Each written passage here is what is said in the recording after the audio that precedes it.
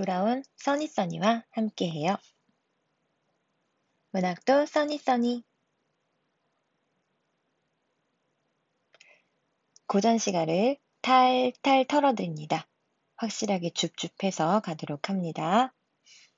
자, 고양이 3마리가 여러분 지켜보고 있어요. 왼쪽부터 레레, 치근둥. 자, 위에 있는 흰둥이, 루띠. 관심 없어요. 자, 그리고 막내가 아니라 가장 큰 애인데 눈만 땡그란 막내같이 생겼죠? 이산호 씨가 여러분을 지켜보고 있습니다. 졸면 안 돼요. 자, 첫 번째 작품 정읍사입니다. 행상 나간 남편을 기다리는 아내의 애틋한 마음이 담겨 있는 시였어요. 먼저 본문 한번 같이 보도록 할게요. 자, 본문 외계어같이 써있지만 우리 못 읽을 거 하나도 없어요. 한번 봅시다. 달아, 높이곰 도다샤 이렇게 시작을 하죠. 먼저 달이라고 하는 애가 나왔어.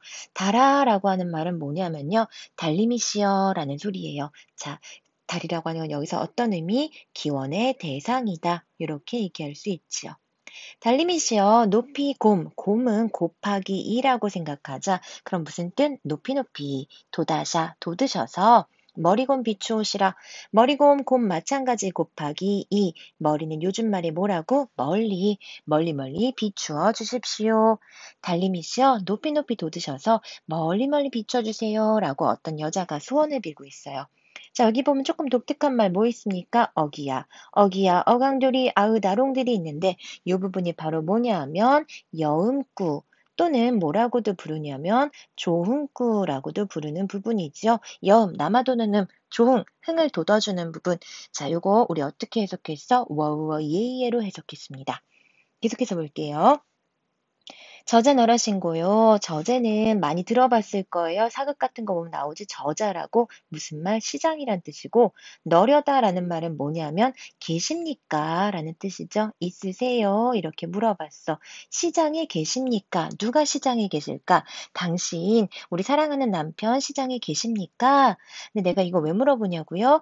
증대를 드대울세라 라고 했어. 자, 증대는 우리 세모 한번 할게요. 증대 무슨 뜻이었어요? 여기는 질척질척한 곳, 다른 말로 하면 위험한 곳. 우리 남편 시장 가서 돈 벌었거든. 돈 생겼으니까 어디 갈 수 있겠어요? 술 먹고선 길에서 잘까 봐. 그리고 산길 가다가 산적한테 털릴까 봐. 얼마나 걱정돼. 혹은 술 먹고 집에 오다 진흙탕에 빠질까 봐. 너무너무 위험한 곳에 갈까 봐 걱정됩니다. 드데울세라는 무슨 말이냐면 발을 디디다에서 온 말인데 여기서 나온 리을 쉐라 같은 표현들을 여러분이 기억해 두시면 나중에 도움이 될 거예요. 뭐뭐 할까 두렵다. 자, 다시 보면 질척질척한 곳, 위험한 곳을 디딜까 봐 두렵습니다. 어네이다 놓고시라 했어. 자, 짐을 아무데나 놓고 오십시오. 나는 우리 달링이 중요하지 짐은 안 중요하거든. 그래서 마지막에 뭐라 하냐? 내가 가는데 내가 가는 길이 점그랄세라. 점그랄세라 무슨 말이에요? 저물까봐 두렵다. 이런 말이죠. 저물까봐 두렵다라고 했어. 자, 여기서 특이한 건 뭐냐면 내 가는 데라고 했는데 요거는 뭐 남편이 가는 길을 얘기할 수도 있고 아내가 가는 길을 얘기할 수도 있고 부부는 이심동체니까 부부가 가는 길 이렇게 봐도 괜찮아요. 자, 내용 봤으니까 정리할 것들 뭐 있나 봅시다. 여기 시험에 꼭 나올 만한 거 있다면 달과 증대의 대립적인 이미지 요거 하나 기억할게요. 남편 집에 꼭 왔으면 좋겠다는 얘기였고 그 다음에 얘는요 우리나라에서 유일한 백제가요예요. 그리고 하나 더 후렴구를 빠뜨리고 나면 전부 제외하고 나면 뭐가 남냐면 달아 높이곰 도다샤 머리곰 비추오시라. 살짝 한번 빗금을 그어볼까? 달아 높이곰 도다샤 머리곰 비추오시라 한 줄이 되고 저지에 널어진고요 증대를 뜨대올세라 한 줄 되죠. 어느이다 놓고시라 내가 논데 점그랄세라라고 하면 뭐 닮았어? 3장 6구 45장 내외의 시조하고 아주 많이 닮았다는 걸 알 수 있습니다. 요 정도 기억을 하고 다음 장으로 넘어갈게요. 자, 그리고 또 저희가 이제 봐둬야 되는 게 향가란 무엇인가? 향가는 신라시대 때 불렸던 노래고 얘는 작가층이 좀 독특해요. 스님들이 많이 불렀어. 근데 이 스님은 옛날 스님들은 굉장히 교육 많이 받은 귀족집 아들들이라고 얘기를 했어요. 자, 뭐 귀족 평민도 있고 화랑이 직접 쓰기도 했고 표기수단은 향찰이라고 해서 우리 중학교 때 배운 거 생각날 겁니다. 한자의 음과 뜻을 빌려서 쓰는 방식이었어요. 절대 한자로 쓴 게 아니에요. 향찰이야, 향찰. 종류 네 줄로 쓰면 사구체, 여덟 줄로 쓰면 팔구체. 그럼 우리 12줄 가야 되는데 조상님은 뭐가 있다? 위트가 있었어. 우리가 생각한 대로 가면 재미가 없죠? 10줄로 갈 거예요. 이때 보시면 사구체 한가는 요렇게 네 줄을 써서 하나. 그다음 팔구체 한가는 요렇게 8줄을 쓰겠지요. 그러면 19체 한가는 어떻게 생겼냐? 네 줄짜리 하나, 다시 네 줄짜리 하나, 마지막에 두 줄이에요. 이렇게 따로 떨어져 있는 이 두 줄을 뭐라고 부르냐면 떨어질 낙자를 써서 낙구라고 하고, 낙구의 첫머리에는 뭐가 들어가냐? 바로 옆부분에 들어가는 게 감탄사입니다. 감탄사 뭐가 들어가야 돼요? 아 또는 아으가 들어가면 19체 한가구나. 가장 발달한 형식의 19체 한가구나. 이렇게 기억을 하면 되겠습니다. 내용은 불교적인 내용이 굉장히 많고 당시 뭐 정치에 대한 얘기도 있었고 그다음에 안민가라는 노래처럼 유교적인 노래도 있어요. 그리고 주술적인 노래 하늘에 해 두 개 뜨니까 노래를 불러서 해 하나를 없앴다라고 하는 노래도 있습니다. 자, 저희 시험범위 들어가는 건 두 개 있으니까요. 재빠르게 살펴보도록 하겠습니다. 해석하기가 너무 어려워요. 찬 기파란가. 자, 우리 배운 여자들은 어떻게 읽는다? 찬 기파란가. 찬 찬양이죠. 기파랑이라고 하는 화랑을 찬양하는 노래이다. 충담사라는 스님이 썼습니다. 본문 한번 구경 또 해봅시다. 본문이 왼쪽에 있는 설명이 꽤나 어려워요, 표기가. 그래서 여러분 복습하실 때는 오른쪽에 있는 것만 봐도 충분하고요.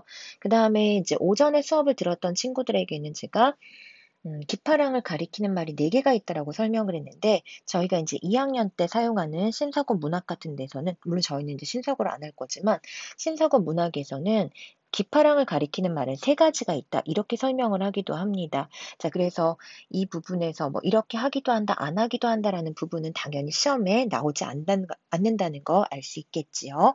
본문 한번 구경 또 해볼게요. 열치매라고 하는 것은 뭐다? 열어 젖히며 열어젖히며 이거 뭐다? 요거 지읒과 히읗이 만났네. 축약이 일어나네. 거센 소리 들기가 갑자기 또 막 생각납니다. 자, 열어젖혔어. 뭐를 열어젖혔냐면 구름으로 된 커튼을, 구름 커튼을 또는 구름 장막을 이렇게 표현하기도 해요. 구름 커튼을 젖히면서 나타난 달이 있는데 이게 흰 구름 따라가는 것이 아니냐라고 얘기를 했습니다. 이거를 저는 오전에 뭐라고 설명했냐면 달은 기파랑의 그런 고매한 모습, 숭고한 모습을 나타내는 것이다라고 설명을 했는데 신사고 교과서 같은 경우, 문학 교과서 같은 경우에는 달은 그냥 흰구름하고 대화하는 것이다. 이렇게 얘기만 하는 경우도 있었습니다. 자, 일단 저는 달도 한번 표시를 해볼게요. 이 달이라고 하는 거 기파랑의 어떤 모습? 숭고한 모습, 아름답고 잘생겼나 봐. 자, 흰구름 따라가는 것이 아니냐. 새파란 날이라고 돼 있어. 자, 날이라고 하는 부분 냇가라는 뜻인데 이 냇가에 기랑의 모습이 있대요. 자, 그러면 얘는 어떤 사람이라는 거예요? 냇물처럼 어떻다? 맑고 깨끗하다라는 거죠. 자, 기파랑은 맑고 깨끗한 화랑인가 봐. 자, 여기서부터 다시 냇가야 조약돌을 보게 됩니다. 눈깔이 계속해서 이동을 하죠. 조약돌, 여기 써 있는 거 어떻게 읽냐면 제벽이라고 읽으세요. 제벽. 자, 조약돌은 그럼 뭐가 있냐? 조약돌은 상류에서부터 굴러 내려오다 보면은 둥글둥글해지죠. 단단하죠. 그래서 둥글둥글한 모습에서는 원만한 성격. 그리고 단단한 모습에서는 뭐다? 강직한 그런 인품. 요런 것을 나타낸다라고 볼 수 있습니다. 낭이 지니시던 마음의 끝을 따르고 싶습니다. 자, 그 다음 보이시죠? 아으 보입니다. 감탄사 들어갔어요. 19체 한가의 특징이야. 작가지 높아 서리를 모를 화랑이여 했습니다. 요 작가지라고 하는 거는 한겨울에도 푸르른 그런 나무잖아요. 그러니까 얘는 뭐가 되는 거야? 기파랑의 지조와 절개 상징하는 거. 그러면 지조와 절개는 얘만 있으면 지조절개 모른다고 했어요.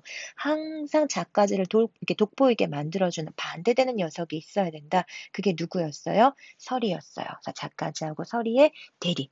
이런 것도 같이 기억하시면서 그래 기파랑이란 애가 저렇게 달처럼 숭고하고 고매한 인품이 있고 냇가처럼 맑고 깨끗하고 조약돌처럼 원만하고 강직하고 작가지처럼 지조와 절개가 있어서 설이와 같은 시련과 고난 이런 것도 모를 정도로 훌륭하신 화랑입니다. 라고 칭찬하는 노래가 되겠습니다. 자, 본문 정리해 볼게요. 십구체 한가였어요. 십구체 한가의 특징 아까 봤고, 기파랑의 고매한 인품을 예찬하는 거. 그래서 기파랑을 가리키는 말, 뭐 내과라든가 조약돌이라든가 작가지, 그 다음에 작가지하고 대립적인 요소, 서리, 이런 것들 기억을 하도록 하겠습니다. 자, 이제 우리 마지막 작품이에요. 막매가 마찬가지 끊어읽기 우리 잘해야지. 제사 지냅니다. 막매 죽은 여동생을 노래였어. 너무 짠한 노래였어요. 자, 무슨 내용인지 또 한번 구경해 봅시다. 얘는 사람이 살고 죽는다는 게 사실은 보면 항상 우리 곁에 있는 얘기? 이런 그런 얘기를 좀 하고 있어요. 뭔가 좀 굉장히 철학적인, 사람이 좀 있어 보이는 그런 느낌이 좀 있습니다. 자, 본문 볼게요. 생사의 길은 여기 있습니다. 이때 예라고 하는 건 뭐냐면 우리가 살고 있는 지금 이 공간, 현실이야. 이 삶에 있기 때문에 저희다라는 거는 거리낌이 좀 생겨. 머뭇거리게 돼. 자, 그럼 이 저희다라는 얘기가 생기는 건 뭐냐면 이 사람이 처음으로 안 거예요. 나는 젊어서 사람이 이렇게 금방금방 죽을 줄을 몰랐거든. 나이 들면 뭐 늙으면 가는 거다 이렇게 생각하고 있었는데 자기 어린 여동생이 죽는 걸 딱 목격을 하고 나니까 삶과 죽음이라는 건 그냥 항상 우리 곁에 있다는 생각이 드니까 두려워집니다. 저희다 두렵다라는 의미죠. 자, 나는 갑니다. 이 글에서는 나가 두 번 나올 건데요. 요 첫 번째 나는 누구냐? 죽은 누이입니다. 어떻게 너는 죽을 때, 오빠, 나 갑니다. 라는 말도 다 못하고 가니? 라고 물어보죠. 오빠가 이렇게 어떻게 말도 못하고 가니? 라고 말하는 데는 누이 동생에 대한 사랑, 죽어버린 누이 동생에 대한 안타까움 같은 것들이 담겨 있죠. 어느 가을 이른 바람에 여기저기 떨어지는 잎 따위 잎처럼이라고 했어. 한 가지 나고 가는 곳을 모릅니까? 야, 이 부분에서는 진짜 인생무상이 장난 아닌데요. 먼저 이른 바람이라는 단어부터 한번 볼게요. 자, 바람이 불어가지고 뭐가 떨어졌어? 잎이 떨어졌어. 그러면 실제로 지금 떨어져서 죽어버린 거 누구 있어요? 우리 여동생이죠. 그럼 이 떠들 잎 따위 떨어지는 잎같이의 이 부분을 죽은 누이라고 본다면 그 위에 있는 이른 바람은 누이의 잎을 떨어지게 만드는 요소가 되겠죠. 그러니까 얘는 뭐가 되냐면 누이의 그런 이른 죽음, 다시 말로 조금 어려운 말로 요절이라고 해요. 일찍 죽는 거. 자, 그런데 우리가 하단 가지는 써. 하단 가지는 뭐냐? 우리 이파리가 한 가지에 매여 있었다라는 거죠. 다시 말하면 같은 부모 밑에서 내가 오빠로 태어나고 네가 여동생으로 태어났거든.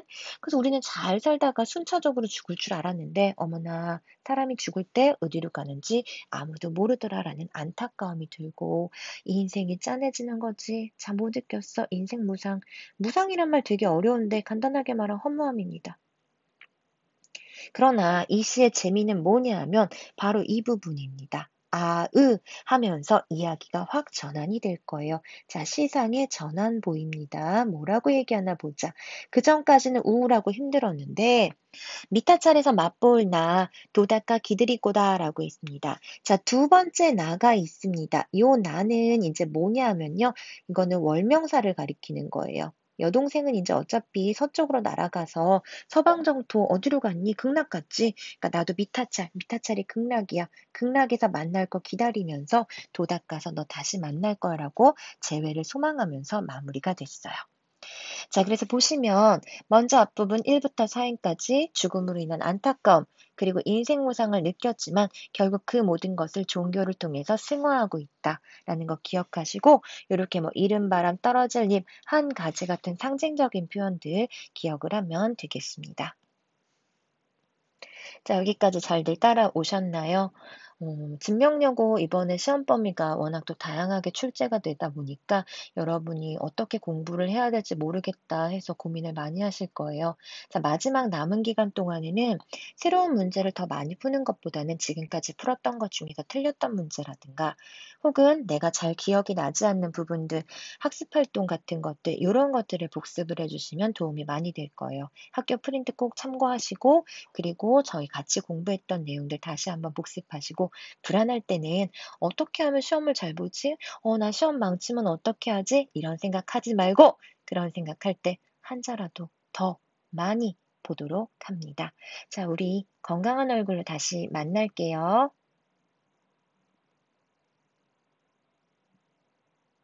안녕.